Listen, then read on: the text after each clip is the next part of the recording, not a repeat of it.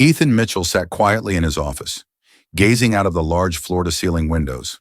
Below him, the city buzzed with life, the streets filled with cars and people moving like tiny ants in the distance. At 43, he had achieved everything most people could only dream of. CEO of Apex Innovations, one of the fastest-growing tech companies in the world. Apex was on the cutting edge of artificial intelligence, with its products revolutionizing industries from healthcare to finance.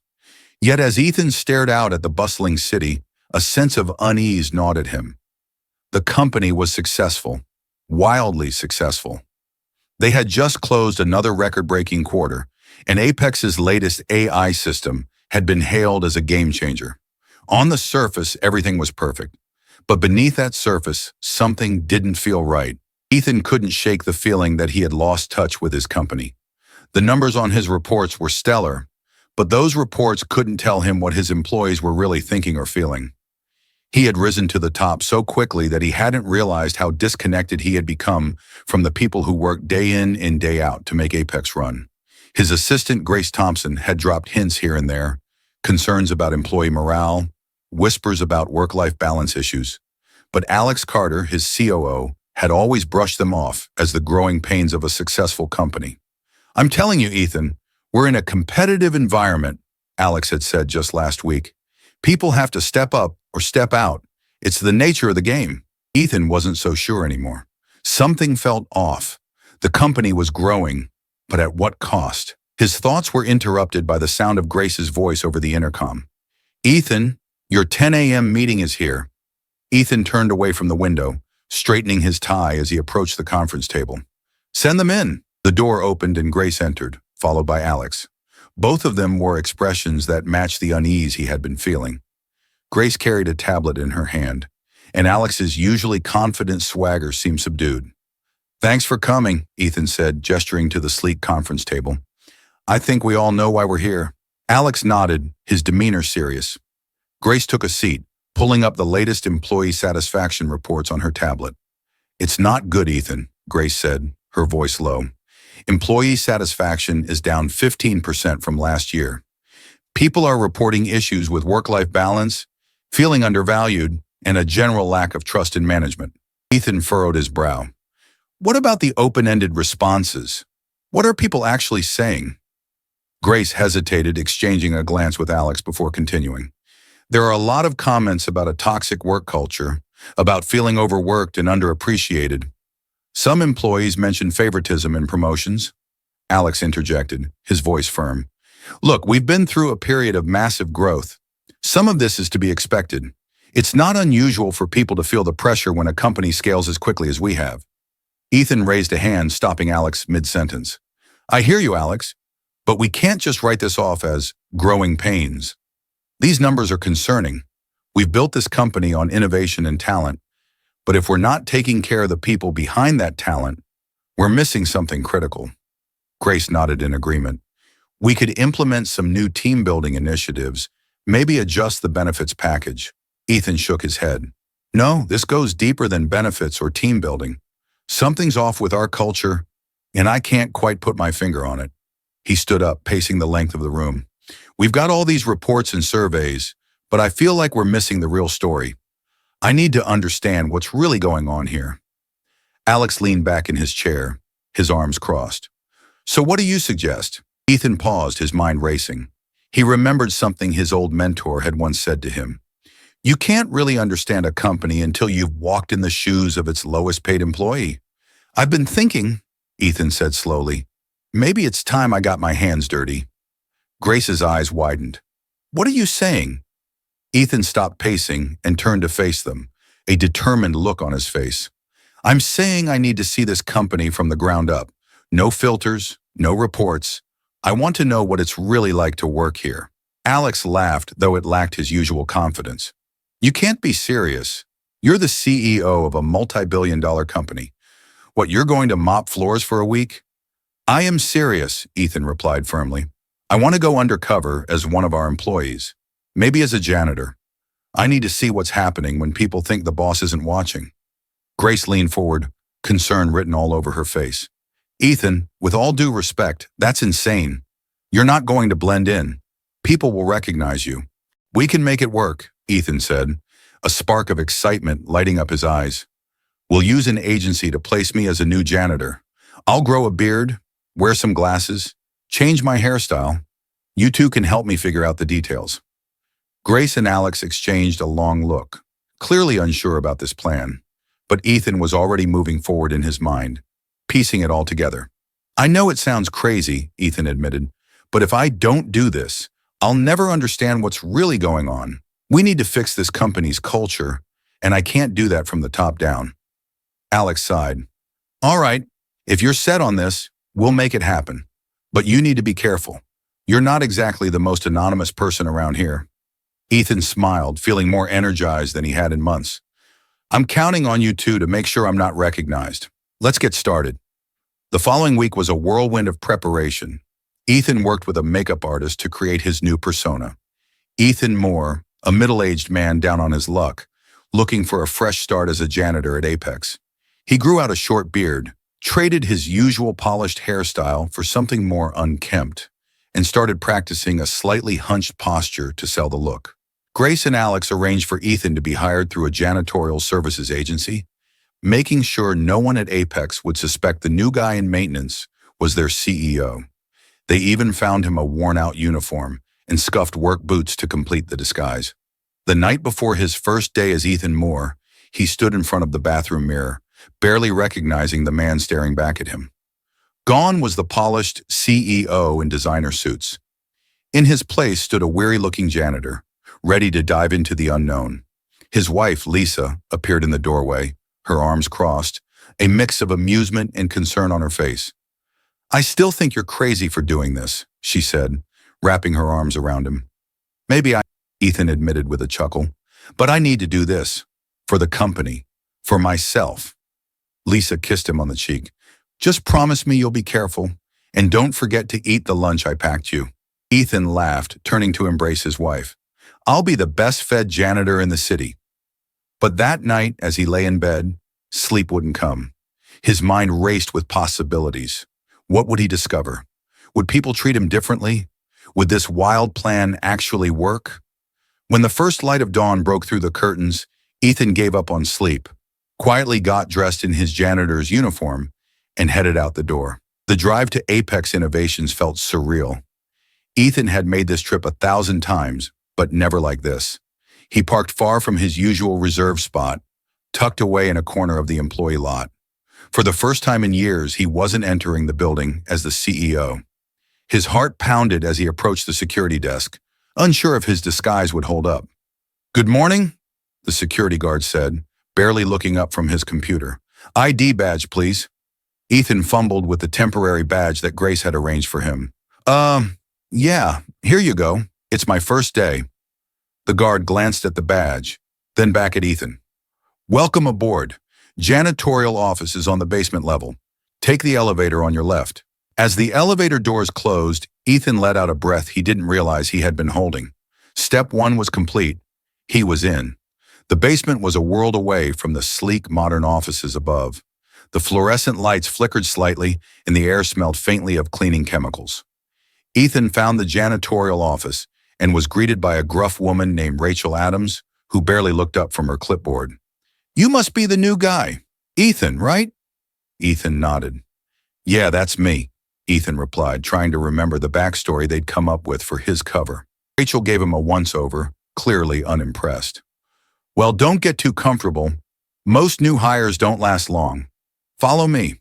I'll show you the ropes. As Rachel led him through a maze of storage rooms and hallways, she explained the daily routine, cleaning schedules, safety protocols, where to find supplies. Ethan absorbed every detail, trying to stay in character. The equipment was worn out, and the smell of harsh chemicals lingered in the air, a stark contrast to the polished executive environment he was used to.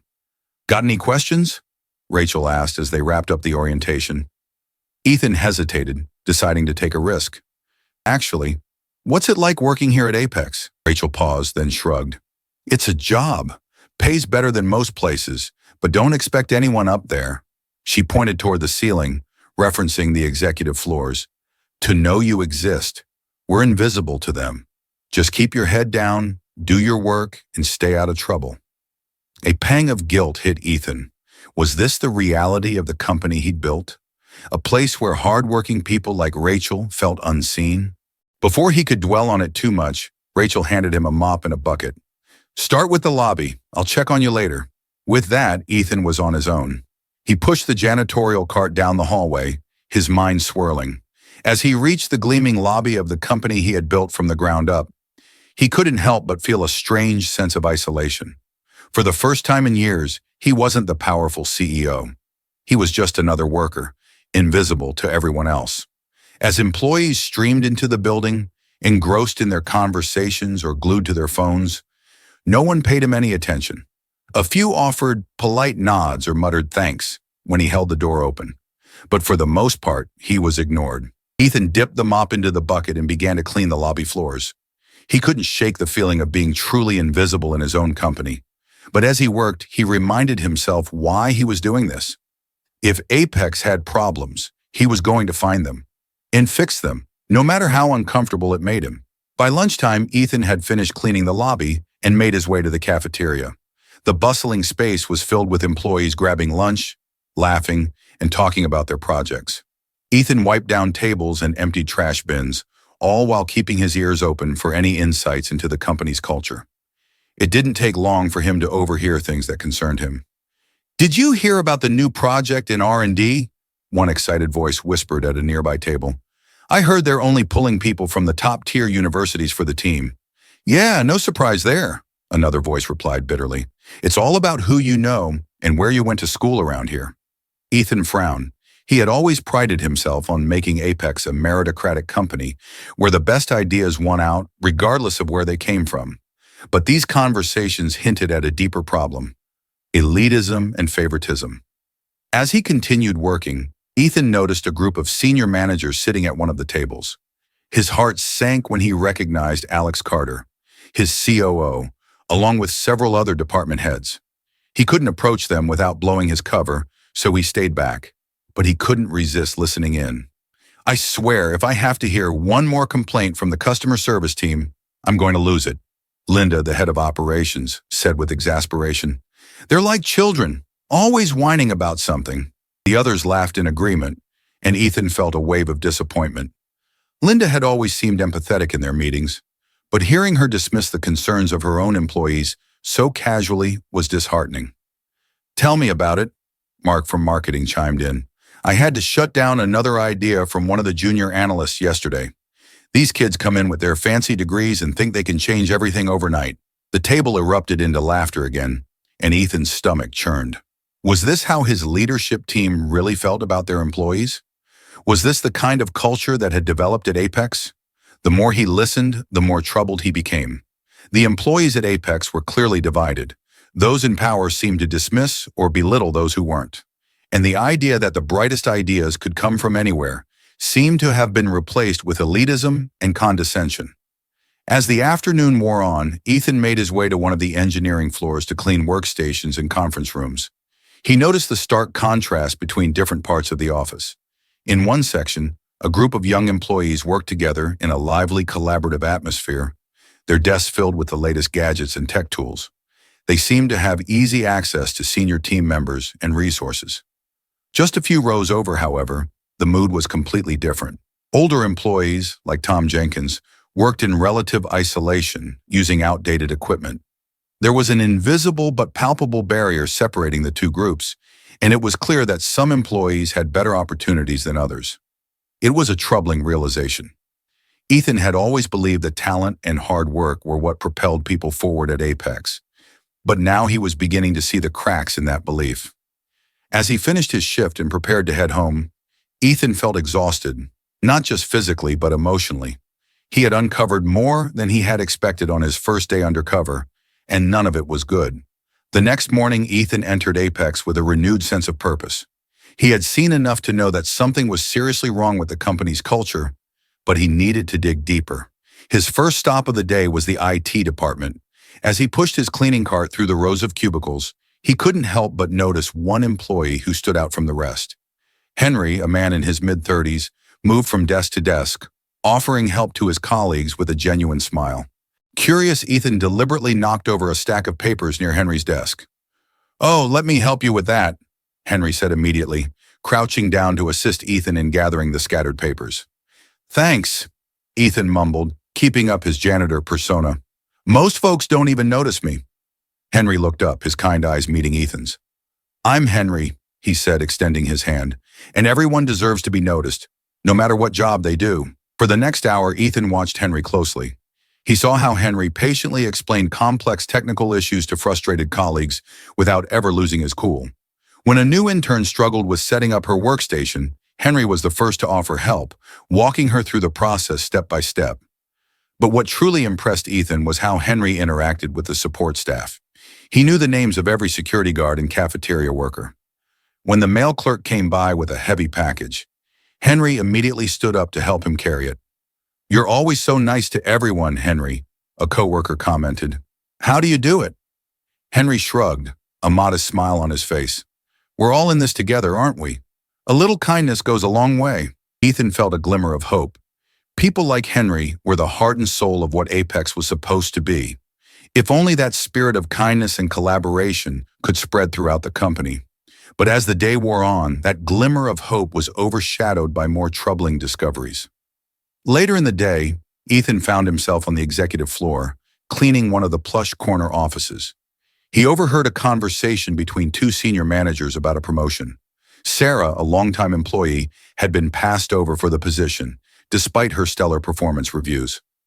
"I don't care how long she's been here," Linda was saying. "Sarah doesn't have the right image for a client-facing role. We need someone more polished, more charismatic."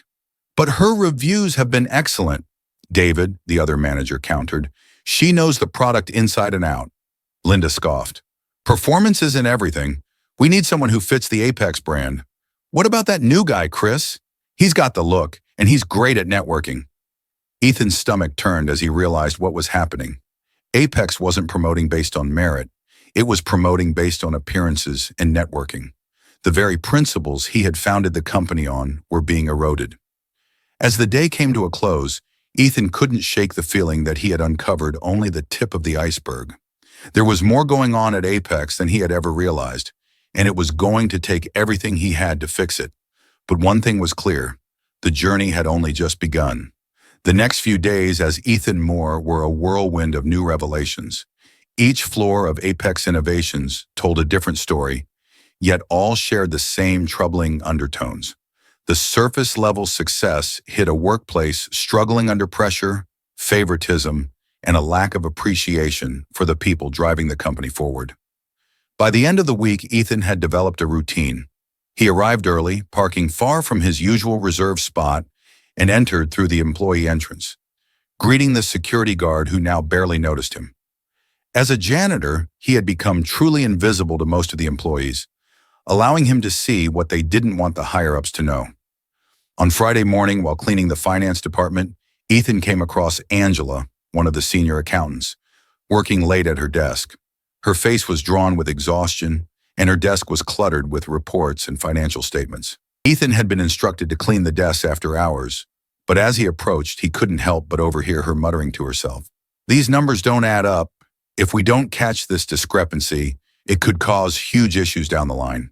Angela was clearly dedicated, combing through every detail of the reports to ensure nothing slipped through the cracks. Her dedication to her work was palpable, but so was her frustration. Suddenly, her phone rang. Ethan could hear the exhaustion in her voice as she answered. "Hi, Mrs. Johnson. Yes, I'm sorry to call so late, but I really need those files. I know your son has a game tomorrow. I promise I'll make it up to you." Angela hung up the phone with a sigh, rubbing her eyes and muttering, "Another missed game. Tommy's going to be so upset." Ethan watched from a distance, struck by the weight Angela carried on her shoulders. It was clear she was under immense pressure, balancing a demanding job with the challenges of family life, much like Rachel in the janitorial department. Yet she wasn't recognized for her hard work and sacrifice. As Angela gathered her things and prepared to leave, Ethan quietly approached her desk, still pretending to clean. "Excuse me, ma'am," Ethan said, his voice soft and deferential. "You've been working late every night. Is everything okay?" Angela looked up, clearly surprised to be spoken to by one of the janitorial staff. She hesitated for a moment before responding, her exhaustion evident. It's just part of the job, she said with a forced smile. Someone has to make sure these numbers are right.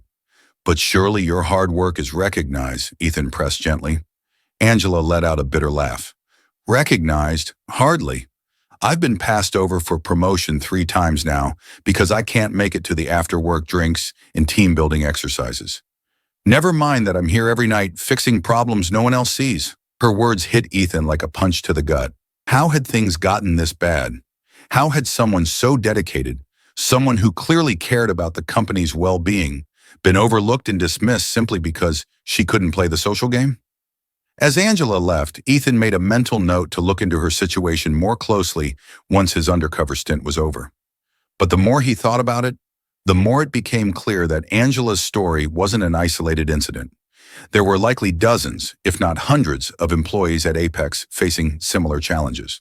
By the following Monday, Ethan had gathered enough information to know that the company culture was far worse than he had imagined. Favoritism, overwork, toxic leadership. It was a festering problem that stretched from the lower levels all the way up to senior management.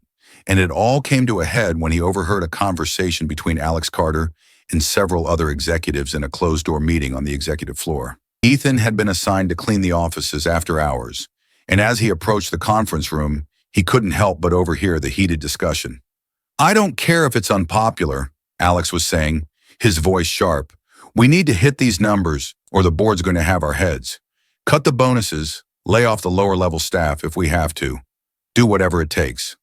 "But that's going to destroy morale," another executive protested. "We're already seeing a dip in employee satisfaction." Alex cut him off. "I'm not interested in excuses. If they can't handle the pressure, they don't belong here." Ethan stood frozen outside the door, anger boiling inside him. Was this how Apex treated its people? Were they nothing more than numbers on a spreadsheet, disposable when things got tough? He clenched his fists, torn between the need to confront Alex right then and there, and the need to stay undercover a little longer to fully understand the scope of the problem. Ethan's breaking point came later that week when he saw Rachel struggling to carry a heavy load of supplies up a flight of stairs. Her face was red with effort, and her movements were slow. Ethan rushed to help her, setting aside his own cleaning duties for the moment. "Thanks," Rachel said, wiping the sweat from her brow. "These supplies aren't getting any lighter." Ethan frowned. "Isn't there supposed to be a team to help with this?" Rachel shrugged. "In theory, yes, but we're always understaffed. The higher-ups don't seem to care as long as the floors are clean by the end of the day." Ethan felt a familiar pang of guilt. The people who were keeping the company running behind the scenes were struggling, and no one seemed to notice. Worse, no one seemed to care. That evening, as he stood in the basement-level janitorial office, Ethan made a decision. He couldn't stand by and watch this happen any longer. He had to confront Alex, and he had to do it soon. The next morning, Ethan returned to his office. This time, as the CEO, Ethan called for an emergency meeting with Alex and Grace. When Alex entered the room, he looked surprised to see Ethan back in his CEO role after having been away on his leadership retreat. "Ethan," Alex greeted him, his tone light but cautious. "How was the retreat?" Ethan didn't waste time with small talk. "It wasn't a retreat, Alex. I've been here the entire time, working as a janitor." Alex's expression shifted from confusion to shock. "What are you talking about?" "I've spent the past few weeks seeing this company from the ground up," Ethan continued, his voice steady, but filled with the anger he had been holding in. "I've seen how our employees are treated. I've seen the favoritism, the overwork, the toxic culture, and I've heard the way you talk about them, like they're disposable." Alex's face turned red with anger, but Ethan didn't give him a chance to respond. "Rachel, Angela, Henry, Tom, they're the ones keeping this company alive, but you're treating them like they don't matter." Alex scoffed. "This is business, Ethan. Not everyone gets a trophy just for showing up." "This isn't about trophies," Ethan snapped, his voice rising. "It's about respect. It's about valuing the people who make this company what it is." Grace, who had been silent up until this point, finally spoke. "Ethan's right, Alex. We've lost sight of what's important. The employees are the backbone of this company. We need to change how we treat them." Alex shook his head in disbelief. "You're making a mistake, Ethan. If you start coddling them, you'll lose their respect. You'll lose control." "I don't need control. Ethan said, his voice quieter now but full of conviction. I need their trust, and I need them to know they're valued. Alex stood up, his jaw clenched. Do what you want, but don't expect me to clean up the mess. I don't expect you to, Ethan replied, his tone cold. I'll handle it myself. As Alex stormed out of the room, Ethan turned to Grace, who looked at him with a mix of admiration and concern. We have a lot of work to do, Ethan said, his voice heavy with the weight of what lay ahead. But we're going to fix this. The following week, Ethan called an all-hands company meeting. The auditorium was packed, filled with employees from every level of the company, all of them wondering what the CEO had to say. Ethan stood on the stage, his heart pounding. He took a deep breath and began. I know many of you are wondering why I called this meeting. You're probably expecting a talk about profits or our latest product, but that's not why we're here today. He paused, scanning the room. I've spent the last few weeks working undercover as a janitor. I've seen firsthand what this company has become, and I've seen how we've lost sight of the values that made us great in the first place. The room was silent. Every eye was on him. I'm here today to tell you that things are going to change. We're going to rebuild this company from the ground up, and it starts with how we treat our employees. Ethan's voice was steady as he laid out the plan for change. New policies, better support for employees, and a renewed focus on merit and hard work. He acknowledged the contributions of employees like Rachel, Angela, and Henry, and promised to create a culture where everyone felt valued. By the time he finished speaking, the room erupted into applause.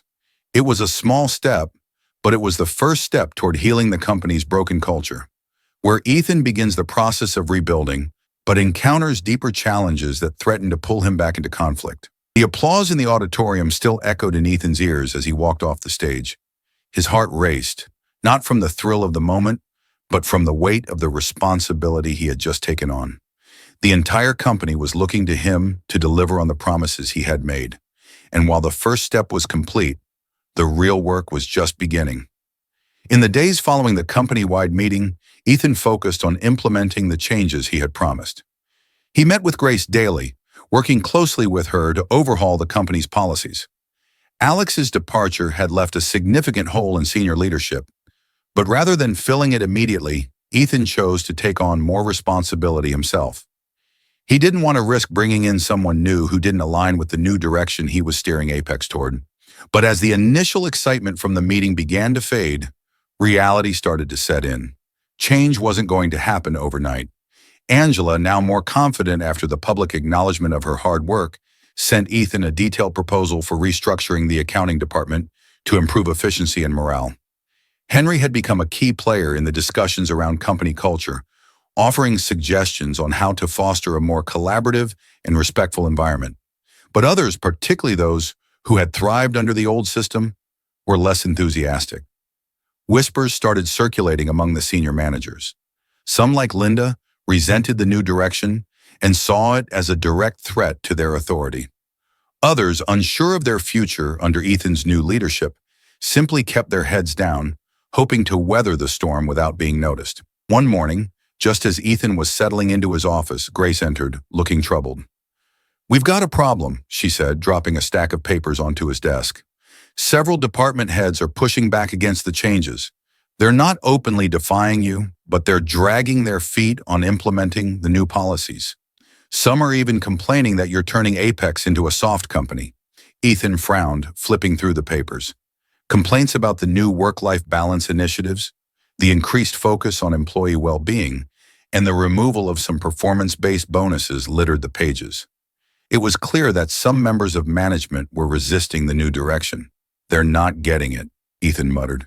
This isn't about being soft, it's about valuing our people.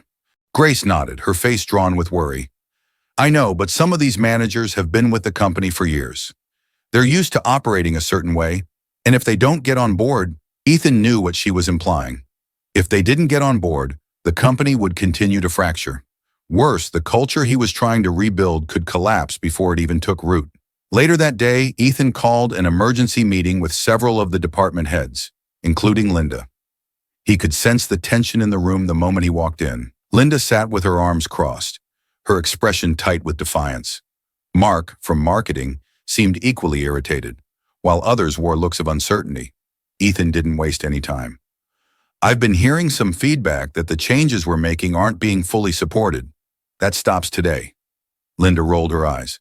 With all due respect, Ethan, some of us feel like these changes are unnecessary. We've been successful for years with the way things were. Why fix something that isn't broken? Ethan's temper flared. Because it is broken, Linda.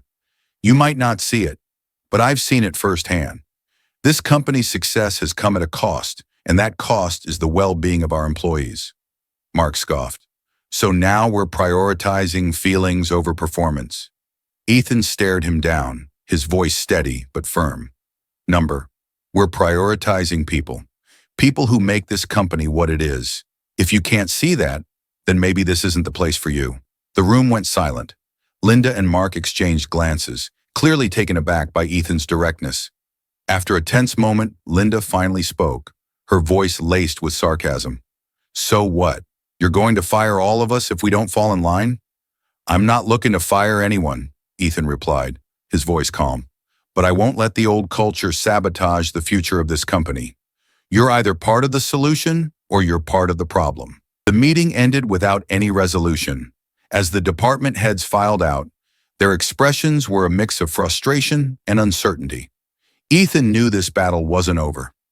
That night, Ethan found himself at home, pacing the length of his living room.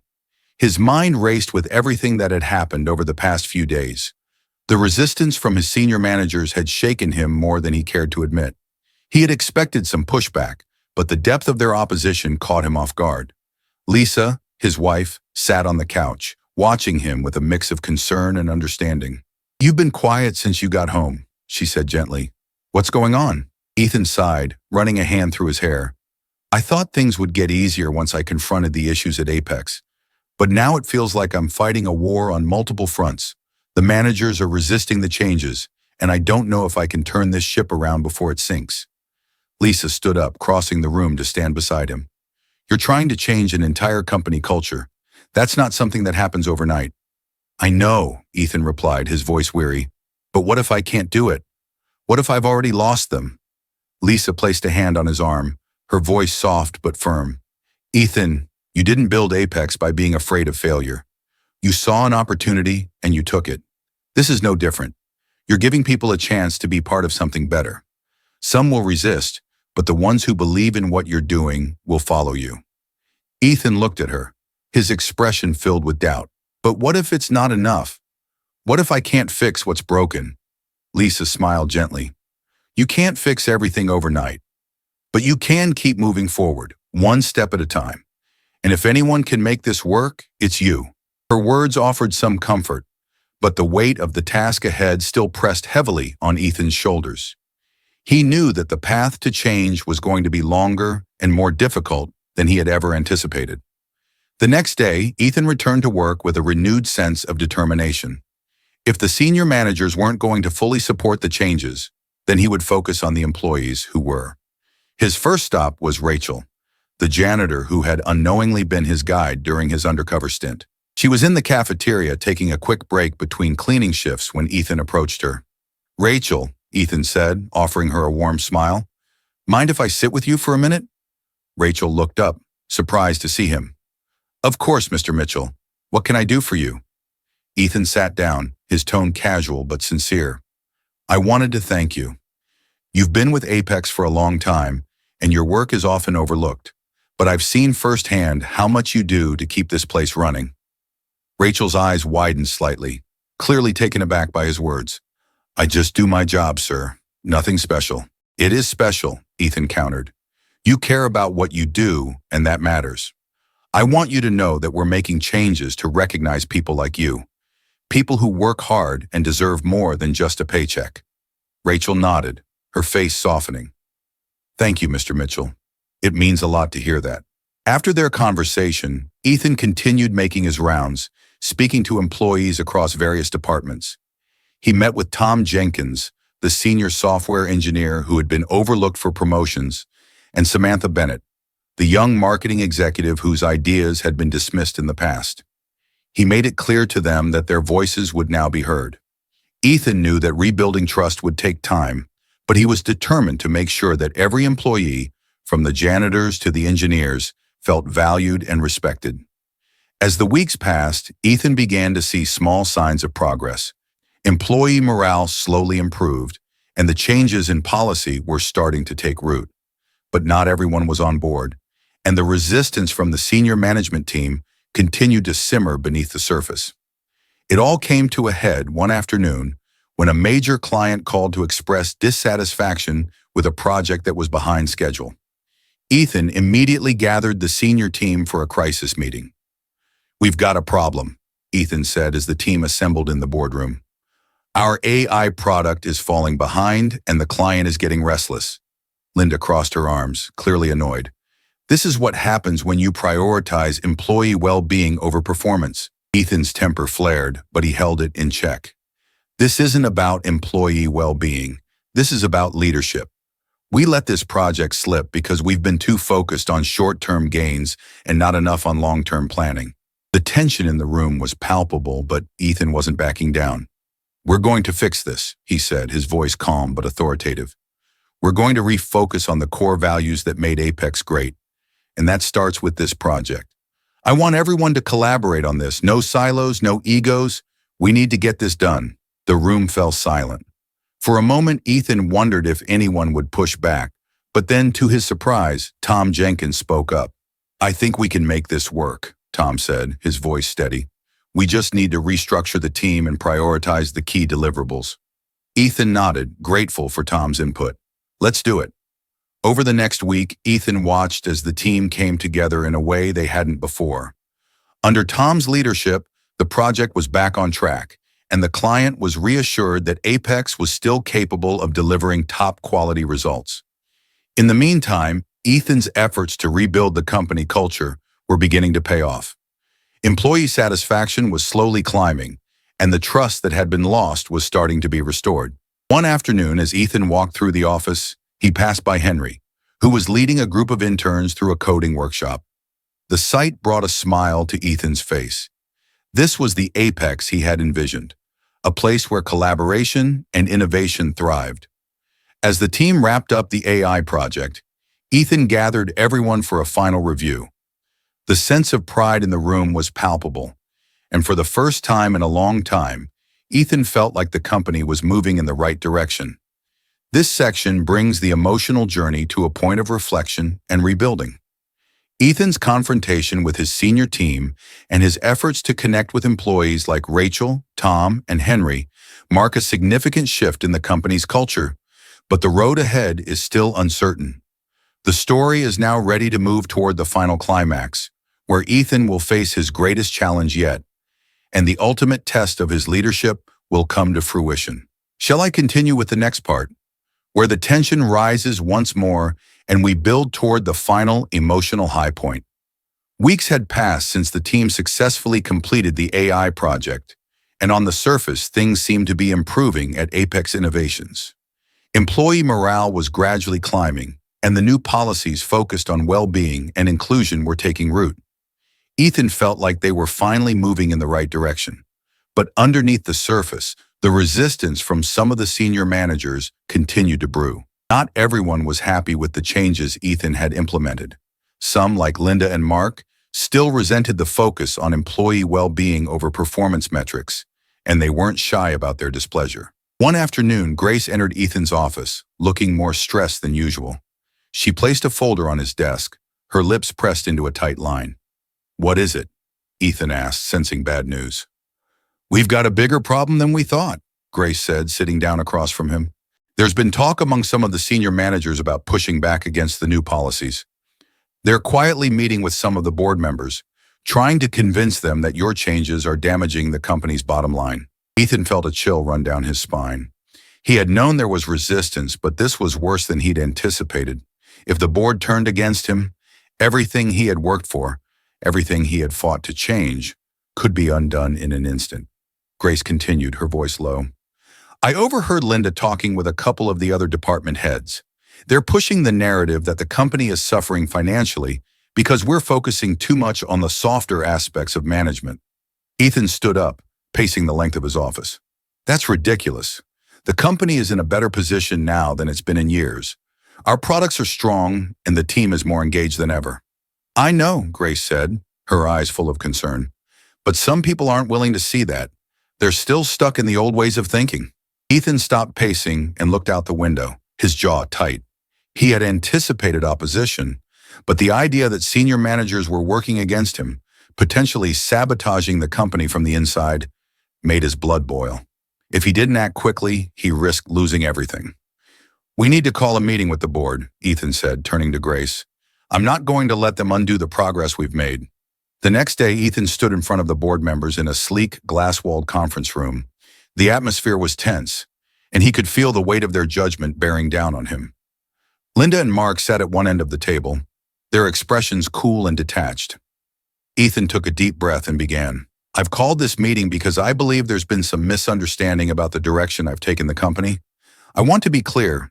The changes we've made to improve employee well-being, promote merit-based advancement, and foster a healthier work culture are not only right, they're necessary for the long-term success of Apex. He paused, scanning the faces of the board members. Some of them looked receptive, but others seemed skeptical, clearly influenced by the narrative Linda and Mark had been pushing. I know some of you have concerns, Ethan continued, his voice steady but firm, but I want to show you the data. He gestured toward the large screen behind him, where a series of graphs and charts appeared. Since we implemented these changes, employee satisfaction has risen by 20%. Productivity is up, and turnover rates are down. We've also received more positive feedback from clients about the quality of our work. These are real, measurable improvements. Linda shifted in her seat, clearly unhappy with the direction of the conversation. Ethan, no one is denying that there have been some improvements.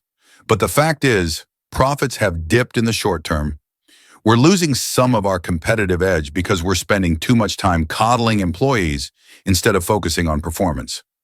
Ethan's jaw clenched. Linda, what you call coddling is actually investing in our people, and the short-term dip in profits is due to restructuring and reinvestment. In the long run, this approach will make us stronger. Mark chimed in, his voice cold. That sounds like a lot of idealism, Ethan, but the board is concerned with results, not ideals. Ethan felt the pressure mounting, but he refused to back down. This isn't about ideals. This is about building a sustainable company. If we keep burning out our employees, we'll lose the very talent that makes us competitive.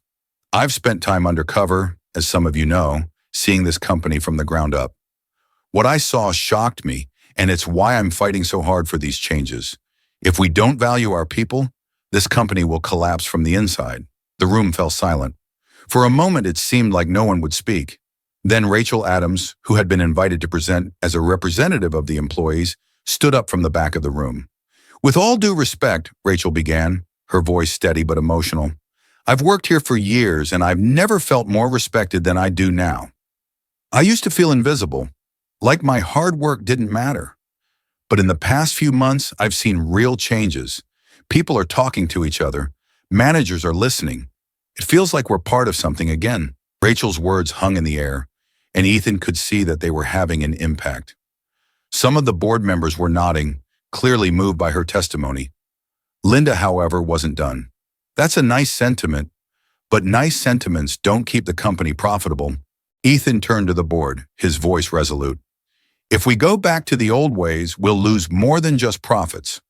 We'll lose the trust and loyalty of our employees, and without that, we're finished. I'm asking you to trust me, to trust that this company can be both successful and a great place to work, but we need to stay the course.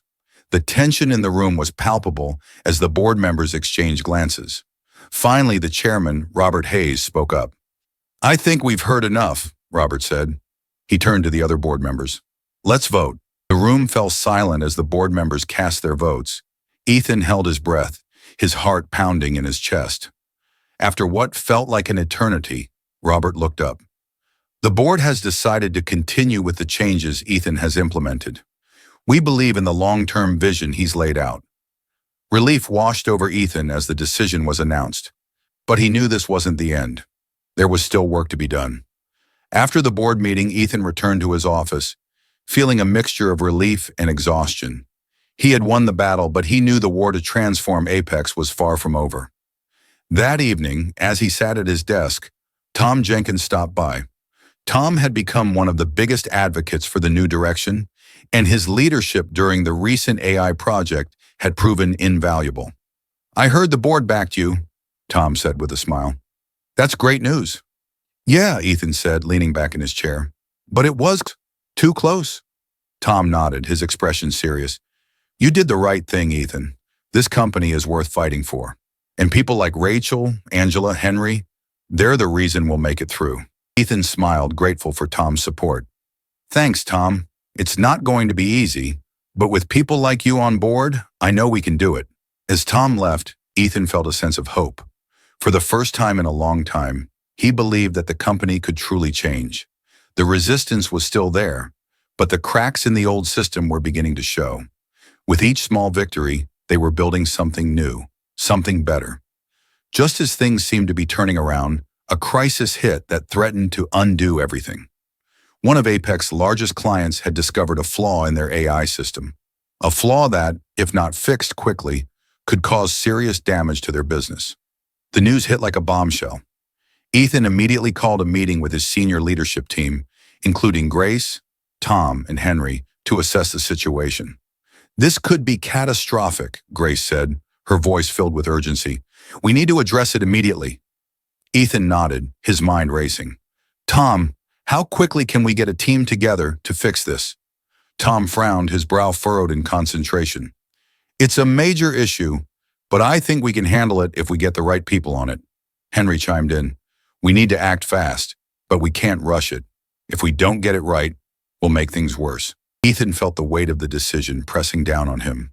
This was a pivotal moment, not just for the company, but for everything he had been trying to build. The trust he had earned from the board and the employees was hanging by a thread. "We'll fix this," Ethan said, his voice steady. "But we're going to do it the right. We won't cut corners, and we won't burn out the team to make it happen. This crisis is a chance to prove that our new approach works, that we can handle the pressure without reverting to old habits." The room was tense, but Ethan's calm, confident tone seemed to settle the nerves of the senior team. Tom, Henry, and the rest of the department heads began planning how to tackle the AI issue without overwhelming the employees. Ethan turned to Grace, whose steady hand had been crucial throughout the company's transformation. "I need you to keep the communication open with the client. Be transparent with them. Let them know we're taking the issue seriously, and we'll deliver a solution. No empty promises, just facts." Grace nodded. "I'll make sure they're fully briefed on the timeline and our plan. We need to rebuild their trust as well as our teams." The clock was ticking. If they didn't fix the flaw soon, Apex's reputation could take a massive hit. But more than that, if Ethan failed to navigate this crisis, it would validate all the doubts that people like Linda and Mark had raised about his new leadership style. The team went into full crisis mode. Tom quickly assembled a task force of the best engineers, developers, and data scientists in the company, including Samantha Bennett, the young marketing executive whose innovative ideas had been dismissed earlier in the story. Samantha had become a rising star in the company after Ethan's interventions, and her knowledge of customer behavior would be key in crafting a solution that not only fixed the technical flaw, but also restored client confidence. Ethan made the rounds to check in on the teams, but instead of the frantic, chaotic scenes he used to witness during crises in the past, there was a calm sense of purpose. Employees were focused but not overwhelmed. They were collaborating more than ever, bouncing ideas off each other, and there was a sense that everyone was pulling in the same direction. As the hours passed, Ethan could see firsthand how the culture shift had begun to take root. Henry was mentoring younger employees, and Tom was empowering his team to make critical decisions. Rachel had even stepped in to offer support to the overnight crew, bringing them food and coffee to keep their spirits up. But the stress was still immense. Even though things were moving forward, the clock was ticking and the pressure was mounting. Late one night, Ethan was in his office reviewing the latest updates from the engineering team when Grace knocked on his door. She looked exhausted, her usually composed demeanor showing signs of wear. "We've hit a roadblock," she said, her voice tense. "The team is struggling with a critical aspect of the AI architecture. They're close, but we need more time." Ethan's heart sank. More time was the one thing they didn't have. The client was already on edge, and further delays could spell disaster for their relationship. "What are our options?" Ethan asked, knowing full well there was no easy answer. Grace sighed. "We can either push through with what we've got and risk delivering an incomplete solution, or we can delay the launch and hope the client understands." Ethan sat back in his chair, the weight of the decision pressing down on him. He could feel the pressure from every side. The board, the employees, the client, even the media. This was the moment where everything he had been working for would be tested. "I won't let us fall back into the old ways," Ethan said, almost to himself. Then, turning to Grace, he spoke more decisively. "We delay the launch. I'll call the client myself and explain the situation. We can't compromise the quality of the work just to meet an artificial deadline. We've come too far to cut corners now." Grace looked relieved, but still nervous. "Are you sure about this? The board might not take this well." "And the client?" "I'm sure," Ethan replied. "I'm not going to sacrifice our integrity for a short-term win. This is the right decision. And if the board doesn't like it, they'll just have to trust me." That evening, Ethan picked up the phone and called the client's CEO. His palms were sweating and his heart pounded as he dialed the number. This call would determine not just the outcome of the project, but potentially the future of his relationship with one of Apex's biggest clients. "Hi, Mr. Whitman," Ethan began when the client answered. "I wanted to personally update you on where we are with the AI project. I know you're expecting a solution soon, but after reviewing the work, I believe it's in your best interest, and ours, to take more time and ensure we get it right." There was a long pause on the other end of the line. Ethan held his breath, waiting for the response. "Well, this is unexpected," Whitman finally said. "We're under a lot of pressure ourselves, you know." "I understand completely," Ethan replied, his tone measured and calm. "But I can promise you, if we rush this, we risk delivering a flawed product. Our team is committed to resolving the issue, and we're close. We just need a little more time." Another pause, and then Whitman sighed. "All right, Ethan, I trust you, but I expect regular updates, and this had better be worth the wait." Ethan let out a breath he didn't realize he had been holding. "Thank you, Mr. Whitman. I won't let you down." With the deadline extended, the team was able to focus on delivering a high-quality solution without cutting corners. Over the next few days, the engineers worked tirelessly, but in a more sustainable way than in previous crises. They weren't pulling 24-hour shifts without rest. Instead, they were working in shifts, ensuring that no one was burning out. In the final hours before the new launch deadline, the team cracked the final piece of the puzzle. The AI system was repaired, and the flaws were fixed. Ethan gathered everyone for a final review, and the relief in the room was palpable. "Let's launch this," Ethan said, his voice filled with pride. "You've all done incredible work. Now let's show the world what Apex is really capable of." The launch went off without a hitch. The client was thrilled with the final product, and Apex's reputation soared higher than ever. The media praised the company not just for its technological innovation, but for its commitment to integrity and its refusal to cut corners under pressure. In the days following the successful launch, the atmosphere at Apex changed. There was a newfound sense of pride among the employees, and the resistance that had once plagued the company began to dissipate. Linda and Mark, who had been some of the most vocal critics of Ethan's changes, had no choice but to acknowledge the success of the new approach. Even they couldn't deny that the company had come out stronger on the other side. Ethan stood in his office one evening, looking out over the city as the sun set on what had been one of the most challenging chapters of his life. But now he felt something he hadn't felt in a long time. Peace. His phone buzzed, and it was a message from Lisa. "Dinner's ready. Come home, hero." Ethan smiled, slipping his phone back into his pocket. He knew there would always be more challenges ahead, but for now, he could take a moment to appreciate how far they had come. As he left his office and headed toward the elevator, he passed Henry, who was chatting with a group of younger employees, sharing his knowledge and experience with them. He passed Rachel, who was finishing up her shift, still working hard, but with a newfound sense of belonging.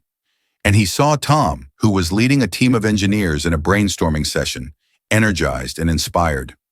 This was the company Ethan had always dreamed of, a place where people thrived, where ideas were valued, and where success wasn't measured just by profits, but by the positive impact they had on each other. Apex Innovations had weathered the storm, and in doing so, they had emerged stronger than ever before. And as Ethan stepped into the elevator and the doors closed, he knew one thing for sure: the best was yet to come. The months following the successful launch of Apex Innovations' AI system were marked by growth, not just in the company's revenue, but in its culture and relationships. The changes Ethan had fought for had begun to take root. Employees were not just coming to work, they were thriving. The company was alive with ideas, collaboration, and a sense of purpose that had been missing for too long. Ethan found himself busier than ever, but it was a different kind of busy. Instead of putting out fires or managing crises, he was spending his time nurturing the very culture he had worked so hard to create. Employees from all levels were now comfortable approaching him with ideas, concerns, and feedback. He had created an environment where people felt seen and heard. One day, as he walked through the engineering floor, he saw May Thompson, a young developer who had been too shy to speak up in meetings before the culture shift. Now she was confidently leading a team of junior developers in a brainstorming session. "Let's think about accessibility in a way we haven't before," May said, gesturing to the whiteboard. "Our products need to work for everyone, not just the tech-savvy." Ethan paused for a moment, watching the team in action. This was exactly what he had envisioned: an inclusive space where ideas from every corner of the company were valued and celebrated. He knew that without these cultural changes, talents like May might have remained hidden, stifled by the old system. The thought made him smile.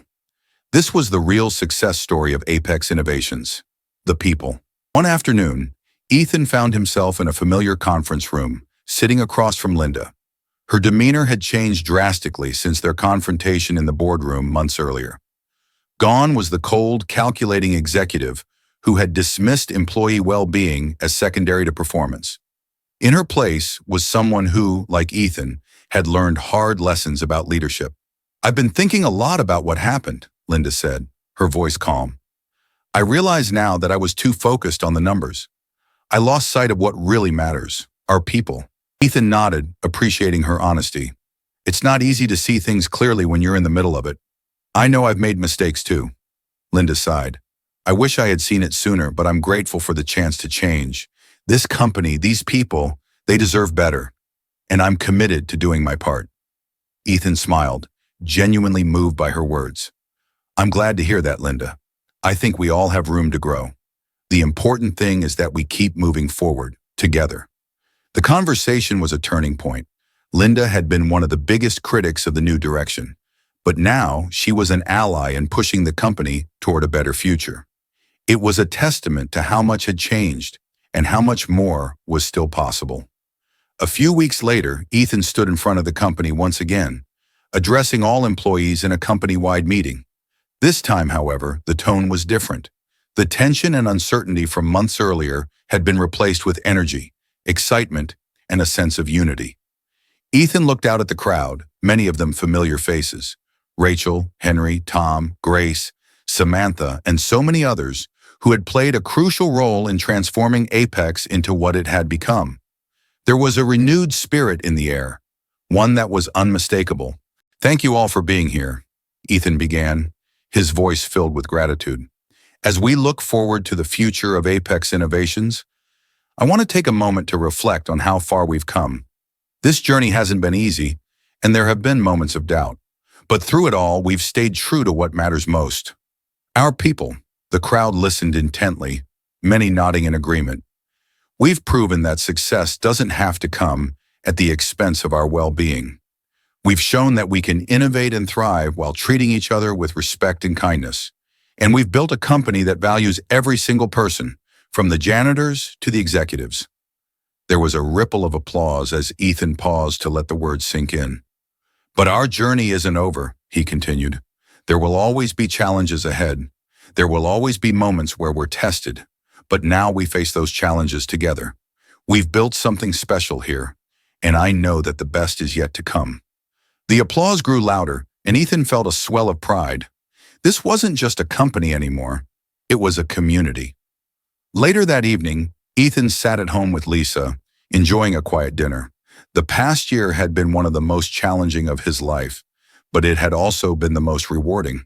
He had learned more about himself and what it meant to lead than he ever had in his entire career. Lisa smiled at him across the table, her eyes full of warmth. "You did it," she said softly. "You turned everything around." Ethan chuckled.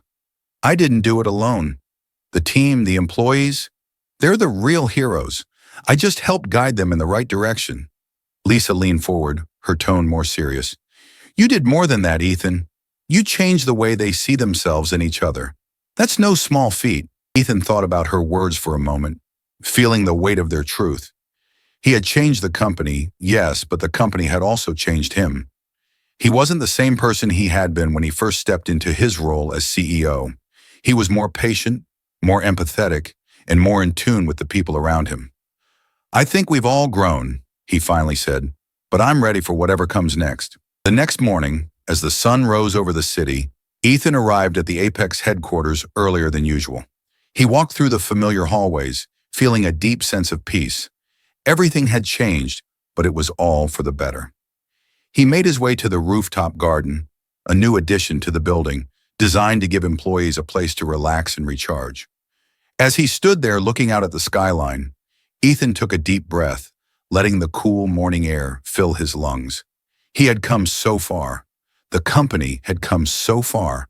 And while the journey had been filled with challenges, it had also been filled with growth, transformation, and triumph. Just then, Grace joined him on the rooftop, carrying 2 cups of coffee. She handed him one, smiling. "Thought you could use this." Ethan took the cup gratefully. "Thanks, Grace, for everything." Grace looked out over the city with him, her expression thoughtful. "It's been a wild ride, hasn't it?" Ethan nodded. "It has, but I wouldn't change a thing." They stood in silence for a moment, taking in the view. Finally, Grace spoke again. "So what's next?" Ethan smiled, feeling the weight of possibility settle over him.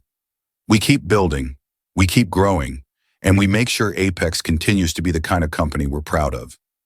Grace nodded, her eyes bright with hope. "Sounds like a plan." As the day began, employees started to arrive, filing into the building with energy and enthusiasm. Apex Innovations was no longer just a tech company. It was a place where people felt valued, where ideas flourished, and where the future looked brighter than ever. And as Ethan stood there, coffee in hand, watching his team arrive, he knew one thing for sure: this was just the beginning. Years later, Apex Innovations would be known not just for its groundbreaking technology, but for its revolutionary approach to workplace culture.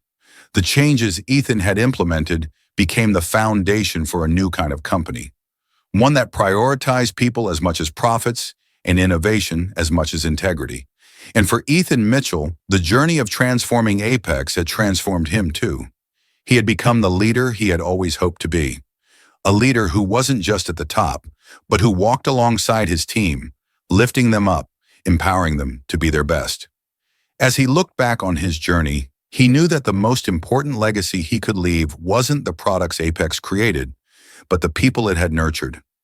If Ethan's story of transformation and leadership resonated with you, make sure to hit the subscribe button for more inspiring stories of change, growth, and success. We share tales of leadership, resilience, and the human spirit overcoming adversity. Don't forget to turn on the notifications so you never miss an update. And before you go, we'd love to hear your thoughts. How would you handle a situation like Ethan's? Share your ideas in the comments below.